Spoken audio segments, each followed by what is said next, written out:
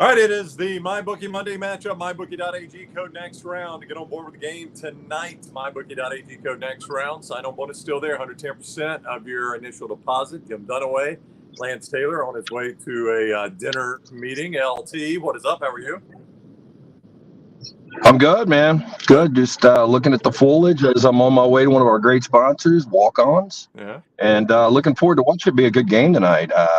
Lost its luster a little bit last week with Dallas getting completely routed. I mean, the NFL is so freaking difficult to gauge. When you look at the Jets now without Aaron Rodgers, they just wanted to be 3-3 with Aaron Rodgers with that schedule.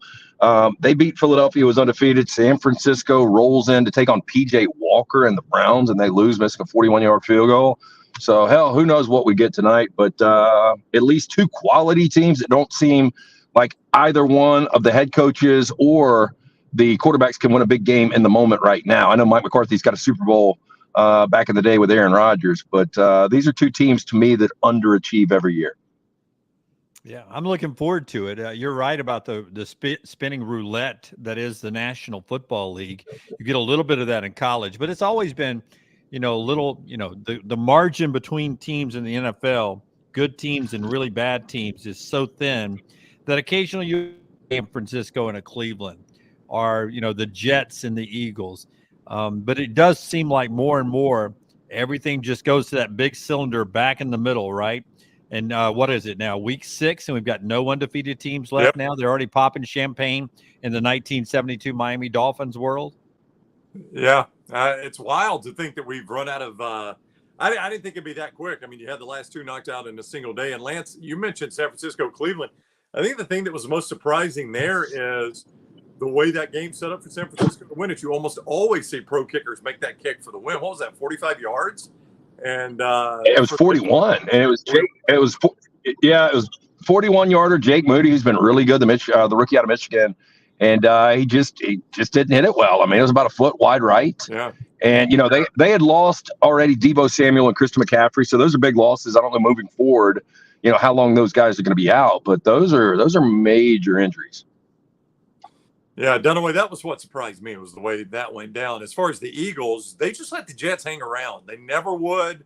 And I guess that's the Jets defense, Dunaway, which is really, really good. And I know your game was going on at the same time, so you were more focused on Lions-Bucks. But the Eagles just kept letting the Jets hang around. And when you do that, you eventually get burned really on any level, but especially the NFL. Yeah, I just had my Bucks on, so I was only getting the studio updates of that game. It was just amazed when I went back and watched the highlights and look at the stat sheets of what the Jets defense, how pedestrian they made Jalen Hurts and all those weapons look in that game.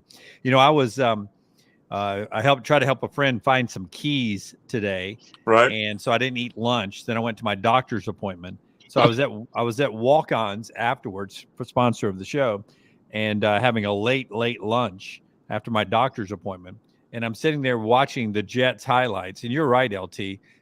For Aaron Rodgers to be flirting out there with us, tossing the football around shortly after the Achilles surgery, and for them to be 3-3, I mean, that's a great deal for them. I'm surprised they didn't, nobody's trying to go get Kirk Cousins. It looks like Cousins isn't going to waive that no trade clause. I would want to get the hell out of Minnesota and go play for that defense. That'd be tremendous for me. Yeah, I said this. I just didn't know what it would do to that locker room. I don't know how much those guys, like Zach, but as long as he doesn't turn the football over with that defense, and now with a healthy Breece Hall, they've got a fighting shot. And, I think they're a confident bunch right now. I mean, to knock off the Eagles the way they did, I just kept waiting for the Eagles to win that game. I never thought the Eagles weren't going to win that game until the game was over. Yeah, me too. Well, the Jets just never had enough offense. But again, in the NFL, when you get a chance to put teams away and you don't do it, it eventually comes back to bite you. Have either one of you seen speculation that Aaron Rodgers might play at all this year? I know there are Jets fans seeing him out there that are talking about. There's no speculation he's actually going to play. Is there, Dunaway? No. Yeah, he is saying he's trying to get back for the end of the year.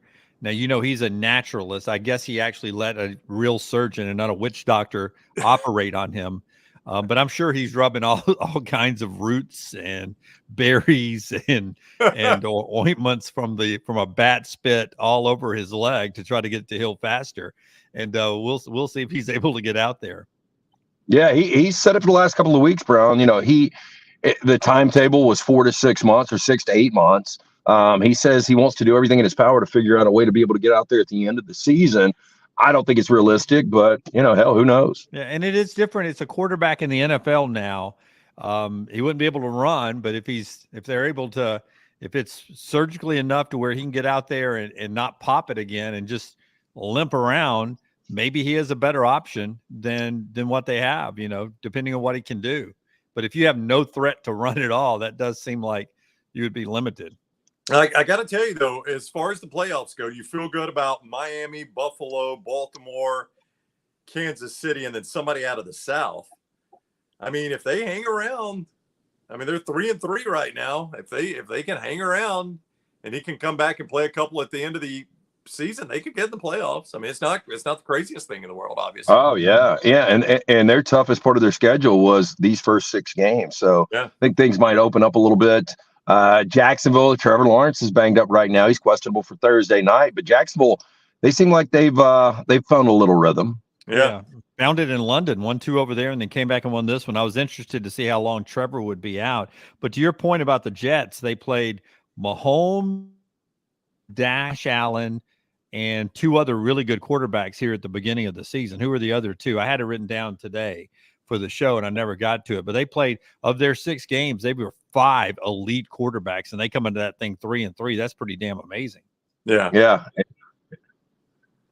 I think Robert Saleh can coach. I think that's what we're realizing. That guy's a pretty good football coach. And we knew he knew defense, and their defense is terrific.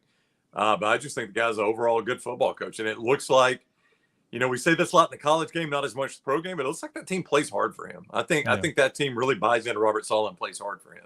Yeah, I'm telling you, Jalen Hurts and Russell Wilson were the other 2. Yeah. The narrative coming out of this game tonight, whoever loses, is one of these 2 coaches is going to be fired. That's where this thing will sit with a loss. Oof. Yeah. Look, Staley with the Chargers is just the weirdest team in the world. It's like they've always got these really, really good parts and this really good team, and they're always fighting to get in the playoffs, and they've already started that this year. And then there's the Cowboys and Mike McCarthy, who seems like he's always just moments away from getting fired anyway. It's almost like he's just holding a spot for somebody right now. Yeah, I don't know if I'd want that job. I don't know how good Dak Prescott is. I don't know how you guys feel. This is a guy that he hadn't had a 300-yard game this year, which, in today's football, isn't a massive number. They're not treating CD Lamb like the number 1 receiver he should be. I do have a player prop for you tonight. I was going to look up some player props. What do we got? Who you got tonight? Give me. So yesterday I had 2 player props. I had over Cooper Kupp, longest reception, 32.5. He had 2 that went over 32.5, by the way, not 1, but 2. Boy, that guy is just so freaking good. And then the other, I had over 3.5 receptions for Darren Waller. I had gone to sleep by the time he picked it up, but apparently he got 2 or 3 on that final drive. But we got both of those. But I like another tight end tonight, Jake Ferguson for the Cowboys, over 36.5 total yards. I think it's a nice play. Ooh, Jake Ferguson over 36.5 total yards. I think he's on my bench in fantasy football, but I'm done, so I can't sneak him in here for your player prop. So over 36.5, Dunaway. I took a loss this week myself. I'm now a 2-loss team. I've lost to you and I've lost to Lunsford because when you don't have anybody that scores 56 for you, it's hard to come back and win.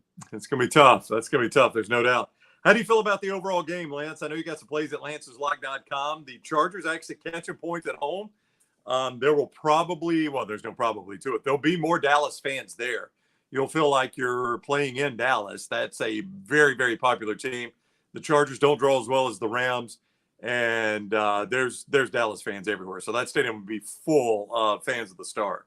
Yeah, I've seen the Cowboys multiple times in SoFi, not there, but on TV against the Rams, and it's always a pro Dallas. I mean, that's kind of the gateway to opposing fans at SoFi Stadium, whether it's Chargers or Rams. So yeah, it'll be pro Cowboys. I've got to play on this game. I don't love this game. I've got 2 plays up today. Your free play was the Rangers. When I left that game, it was 5-1. Evaldi had a 1-hitter going. He gave up that bomb. But outside of that, he was pitching well, and the Rangers seemed to have control of the game, but it's the Astros, so you never know. I don't know where that game sits right now, but it was 5-1 when I left. Yeah, 5-1 still, and they're at the break. 4 spot in the top of the first for the Rangers. Been pretty even since that. That's a good play. I like that, man. I'm sitting there eating when they scored 4, and then I clicked on it. I came across my social media feed, and I was like, oh, free play. What is it? Rangers. Well done, sir. Yes. Well, we'll see. Again, the weekend, as far as, if you're one of those steady players that just plays the same amount, it wasn't a terrible weekend. It wasn't good by any means. It was 7-9, but we lost big unit plays. And Seattle's one of the most frustrating games that I've ever played. I said it earlier today on the next round. When you have 4 first and goals in the second half and you convert those 4 to 3 total points, it's hard to win a game on the road in the NFL. And they had every opportunity at the end. I know you guys were watching that, but that was just so frustrating because I still think Seattle is the better team. Burrow went on one of those amazing hot runs where I think he had like 18 straight. But outside of that little bitty run, I mean, Seattle was the better team, and they just couldn't get it done. And I thought with Charles coming back, the left tackle, the offensive line would be better, and it wasn't good. Are you saying you think Seattle's a better team than Cincinnati just yesterday or for the year? No, I think for the year, I think they're a better team. Yeah, that's why I thought Cincinnati's been so good, Seattle's been so good going from West Coast to East. Those 10 o'clock Pacific time kicks or 9 o'clock Pacific time kicks, they've been fantastic in those spots. And, they came out their first drive, they went straight down and got 7. Seattle is a scrappy team, and I don't know how much you guys listened to the broadcast yesterday. And our friend Brock Heward told me this weeks ago. Their one loss was the Rams week 1, and it was really a dominant second half by the Rams. But Pete Carroll loves the mix of his young players and his old crafty vets. And it seems like they've just got a great chemistry outside of DK Metcalf, who just seems to be a walking attitude. It's a good way of putting it right there. Yeah. All right, don't forget tonight's game. It is the Chargers catching 1.5 at home, Dallas -1.5 on the road, total of 50.5. You can play it at MyBookie.ag, code NextRound when you play there for that sign-on bonus, 110%. You make your deposit, they match it, and then give you another 10%, 110% sign-on bonus. That is absolutely free money for MyBookie.ag. When you use code NextRound at sign-on, code NextRound for that 110% sign-on bonus. Play it, win with it once. It is yours and yours forever. Not one of those you got to win 5, 6, 7 times. You keep it forever. MyBookie.ag, code NextRound. Lance told you player props. Who was it again? Ferguson, the tight end, right? Yeah, Jake Ferguson. I'm taking over 36.5 receiving yards for him tonight. And I do have a side on this game at Lance'sLock.com. Okay, a side, and then Jake Ferguson, a free player prop. So go to Lance'sLock.com, get that side play, and use it at MyBookie.ag, code NextRound. MyBookie.ag, code NextRound. All right, boys. See y'all in the morning, all right? All right. See you guys. 9 o'clock. See you guys. Enjoy the game tonight. Thank you to MyBookie.ag, code NextRound.